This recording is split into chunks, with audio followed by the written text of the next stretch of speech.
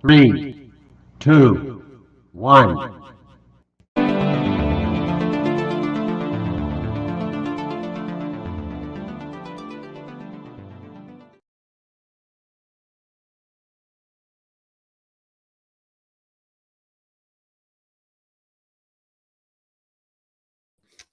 Let me try that again. Hello and welcome to week 3 of the NFL season. It's the Happy Hour podcast, and I am here to offer you a preview of week 3. I'll be looking at some of games of the week and the different windows that we have coming up. And well, let me tell you, there's one good window out of 4 this week, so that's a little bit of a bummer. I will have some sit start advice, and then I will end with a little bit of the movie corner. Thursday night football was interesting. Let's dive in.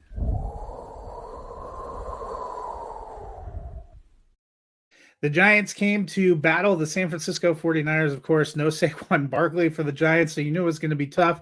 A late scratch for the 49ers was wide receiver Brandon Ayuk. That really allowed Deebo Samuel and George Kittle to explode. Deebo went for more than 100 and a touchdown. George Kittle, 7 receptions, 90 yards. Probably his best game of the season so far. Christian McCaffrey was also good. That did good things for Brock Purdy. The 49ers rolled to a 30-12 victory. I think the question you have to be asking for the Giants is, what's really going to help them going forward? They were outscored 60-0 the first 6 quarters of the season. They managed to battle back, do a 31-8 run in the second half of that Arizona Cardinal game to get them a win. They were never really in it that much on Thursday night. It was a little bit close for a while, but you never felt that confident in the offense. It's hard to tell what they're getting out of that receiving unit. I had high hopes for Darren Waller going over. I thought he was in for a monster year, only 3 receptions for 20 yards. On Thursday night. We just haven't really seen it click and materialize. They're 1-2. They're not completely out of it, but in a division where everybody else enters week 3 2-0, it is not a good start for the New York Giants. They definitely have some work to do. 49ers on the flip side, they look like they might be the best team in the NFC right now. They play the Arizona Cardinals in week 4, and that should set up a pretty epic week 5 matchup with the Dallas Cowboys. Cowboys, of course, getting a blow this week, losing Trayvon Diggs to the season, torn ACL in practice of all things. So a little bit of a tough blow for them, but I'm looking forward to that week 5 matchup. Well, speaking of matchups, let's go ahead and take a look at games of the week for week 3. As I mentioned, it's really an uneven slate. We have another Monday night doubleheader, and neither of them are shaping up to be the games we thought they might be a few months ago. I will get to that in a minute. Sunday night football, and we only have 3 afternoon games, and none of them look to be that great. But we do have some interesting early morning games. There were a lot of them I liked, but the one I'm going to choose to highlight for here is the 0-2 Los Angeles Chargers at the 0-2 Minnesota Vikings. And you're probably thinking to yourself, why are 2 winless teams getting the shout out? Well, both these teams were playoff teams in 2022. Both of them enter the season with a lot of lofty expectations. There are some questions about the Vikings. Can they, they won 13 games last year, but they struggled in the playoffs. Can they get back on the right track? Could this be the end of kind of the Kirk Cousins era? So a lot of questions there. On the flip side, I think Brandon Staley has been on the hot seat for the last couple of years for the Chargers. I think it's not even enough for them to get into the playoffs. They need to make something of a run. Both these teams starting out 0-2, not a great sign. Whoever drops to 0-3 is in a real bind in terms of trying to make the postseason or make any kind of substantive move. This week, you saw the Vikings pressing a little, trading for Cam Akers to add him to the backfield to Alexander Mattison. I don't expect to see much today from him. He may not play at all. Would make some sense. The Chargers will be without Austin Eckler once again, but these quarterbacks have put up some incredible numbers. These teams have scored at a pretty incredible clip. So if nothing else, this could be a really fun shootout with some good quarterback play from Cousins and Justin Herbert and some really good wide receiver play. Might be the kind of game where whoever has the ball last gets the win, and I'm here for it. I'm very excited. Unfortunately, my Denver Broncos play in the early window today, so I will probably be watching them get beat up by the Miami Dolphins, but I think this might be one of the better games of the day.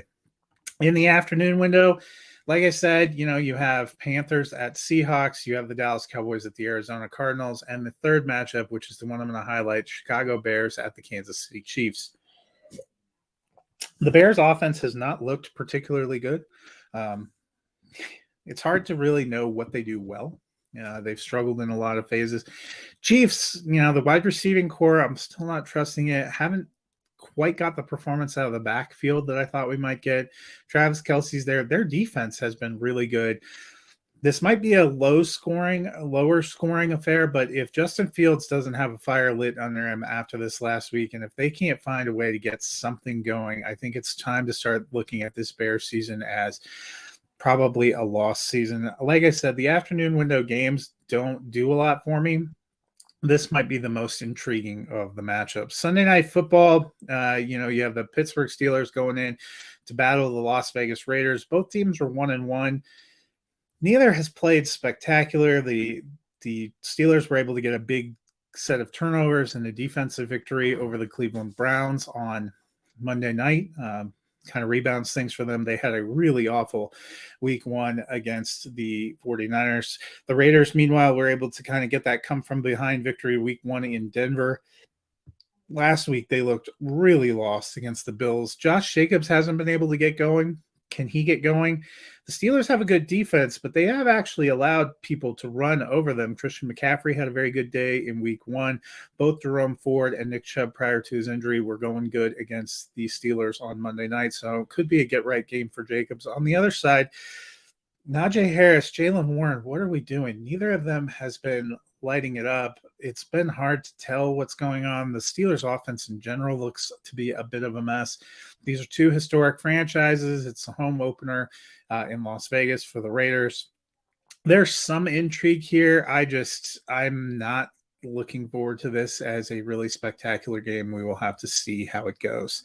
Monday Night Football, I mentioned, is a doubleheader. The first of the games is the 2-0 Buccaneers at the 2-0 Philadelphia Eagles, and that's the one that I'm going to lift up. That one's actually the early game, kicking off at 7:15 Eastern. The 8:15 normal Monday night window game is the Los Angeles Rams at the Cincinnati Bengals, looking increasingly more like Joe Burrow is not going to play.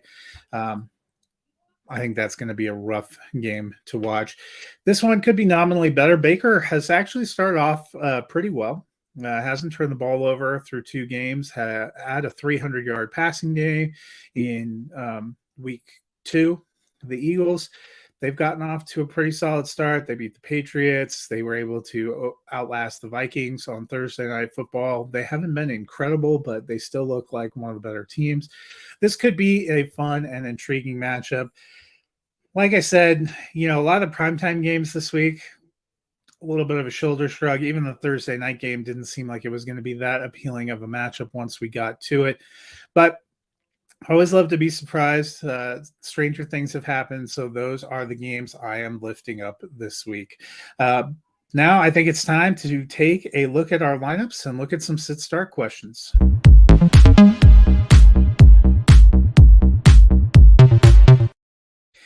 So diving right into the sit starts, I will start at quarterback. And my start for the week is actually Kirk Cousins. I mentioned I thought that Minnesota Vikings, Los Angeles Chargers game could end up being pretty strong offensively. A lot of good quarterback play. Cousins was quarterback 2 in the losing effort in week 2. He tossed 4 touchdown passes. The Vikings running game isn't that strong. The Chargers pass defense has been incredibly suspect. They allowed Tua Tagovailoa to go for 466 yards in week 1.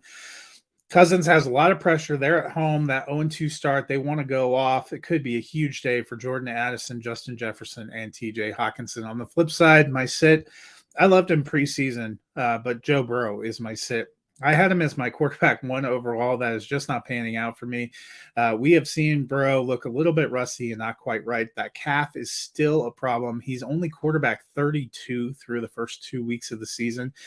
And it's not even a lock, as I mentioned, that he plays on Monday night. They're still listing him as questionable. It seems like he's trending more toward missing. And honestly, might be the best thing for him to take a couple of games off and hope that he can get healthy and come back strong and see if Cincinnati can make a run. But whether he plays or not, he is not in my fantasy lineup this week. Let's transition to running backs. And my start of the week is James Cook. He's not getting into the end zone, not getting touchdowns, but he's making the most of his touches. He's had very explosive numbers, very good running the ball through 2 games, one of which was against the New York Jets and that dominating defense. Cook is running back 9 on the season. He's been explosive. He's been producing. He dominated the running back touches for the Bills, and I think that's going to continue this week as he takes on the Commanders. I am firing up James Cook, expecting a top 24 finish. On the flip side, I mentioned the confusion about the Steelers' backfield. Najee Harris is a sit for me. Now, when I do these sit starts, my metric is top 12 for quarterback and tight end, top 24 for running back and wide receiver. Harris could very well end up in the flex range, but he only has 74 yards on 16 carries and 2 yards on 3 receptions for the season. That's in 2 full games. And honestly, I watched that game on Monday night, and aside from 2 very explosive back-to-back carries when he got most of his yardage, Harris wasn't really doing a lot. He's seen a huge split with Jaylen Warren, who's not getting much in the rushing game, but at least is getting something in the passing game. Again, I get it if you want to put Harris into your flex spot. I just don't see him as a top 24 running back this week. The Steelers' offense has been a mess.